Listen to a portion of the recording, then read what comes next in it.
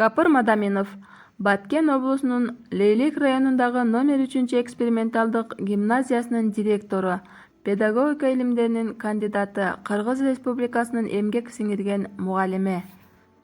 Саламатсыздарбы, урматтуу угуучулар? Бүгүнкүнүн дүйшөнү, новатор Капыр Мадаминов агайыбыздын ата-энелер сиздер үчүн китебинен «Дастаркон четиндеги университет» темасына көңүлүңүздөрдү бурмакчыбыз.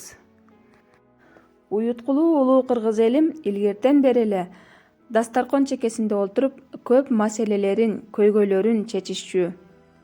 Накыл сөздөрү менен дагы балдарына тарбия берчү. Мына ошол дастаркон үстүндө дагы өзүнүн сүйлөшүү, олтуруу адеби болот.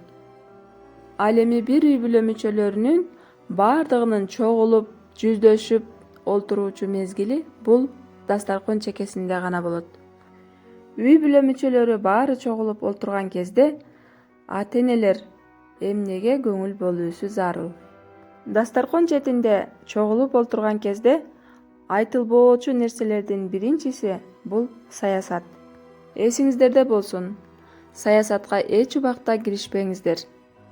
Себеби Кыргызстандын саясатын сүйлөө, бийлик бутактарын сүйлөө бул балдардагы мекенчилдик, мекенге болгон сүйүүсүн жок кылат. Экинчиси бул эч качан дастаркон үстүндө отурганда телефон кармабаңыздар. Себеби бул балдарга болгон кайдыгерликти билдирет. Баардыгыңыздар телефондорду коюп, көңүлдүү, жагымдуу маанай менен дастаркон чекесинде отуруңуздар. Себеби, кымбаттуу ата-энелер, сиздер өзүңүздөрдүн балдарыңыздар үчүн эң биринчи үлгү, насаатчы, кеңешчи, ишенген, жол көрсөткөн адам болосуздар. Сиздердин насаат сөздөрүңүздөр алар үчүн өтө маанилүү.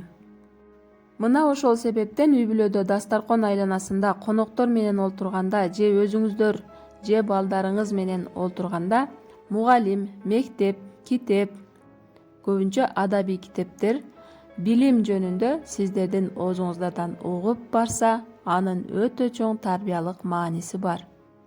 Аны эки жол менен өткөрсөк болот. Биринчиси бул үй бүлөдө балдарды атайын чогултуп же дастаркон үстүндө сүйлөшүү, мисал айтып берүү, окуучулардын сөзүн угуп, алардын оюн, көз карашын керектүү багытка буруп баруу зарыл. Мында сиздер өзүңүздөрдүн темаларыңыздарды пайдаланып, турмуштук билген мисалдарыңыздарды кошуп сүйлөсөңүздөр өтө таасирдүү болот. Экинчиси, мында сиз түздөн түз балдарыңызга эмес, өмүр жолдошуңуз же келген коноктор менен билим, мектеп, маданият жөнүндө сүйлөшүңүз. Бул аңгемелешүүгө балдарыңызга мүмкүндүк бериңиз. Анда мунун пайдасы өтө жогору болот. Анткени бул сезилбестен, бирок жугумдуу таасир берет. Сиздер бул сүйлөшүүлөрдү чын ыкластан билим, мектеп, мугалимге урмат менен алып барсаңыздар, уккан, көргөн, билген же китептен окуганыңыздардан таалим тарбиялык мааниси бар жерлеринен айтып берсеңиз, бул дагы өтө пайдалуу. Кээ бир ата-энелер окуучусу балдары үчүн атайын Бишкекте, Ошто окуп жүрүшкөн студенттерди бир пияла чайга чакырып, аларга ызат, урмат көрсөтүп, балдары менен аңгемелештирип, бирге олтурушат. Ал студент окуунун жүрүшү жана башка бир канча кызыктуу окуяларды айтып берсе, балдарга өтө таасирдүү болот. Кээ бир үй бүлөлөрдө илимдүү, билимдүү, көптү көргөн, урматтуу коноктор келсе, алардын кымбат сөз, аңгемелерин уксун деп, ата-энелер керек учурунда балдарын чакырып, булардын таберик, кымбаттуу сөздөрүн угуп калгыла деп шарт түзөт экен.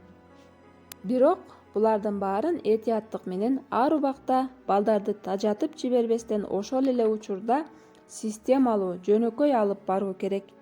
Өтө эле ашыкча насаат айта берүү мажбурлоо, коркутуу, таңуулоо, зыяндуу. Баары табигый, жөнөкөй болушу керек. Укканыңыздарга амал кылып, Балдардын ар бир кыймыл-аракетинде, тарбиясында көңүлүңүздөрдү бурасыздар деген үмүттөмүн. Сабакты даярдаган сиздер менен мен, Абдикамалова Айпери Оразалиевна болдум. Жалал Абад облусу. Көңүл бурганыңыздарга чоң рахмат. Кайрадан көрүшкөнчө сак саламатта болуңуздар.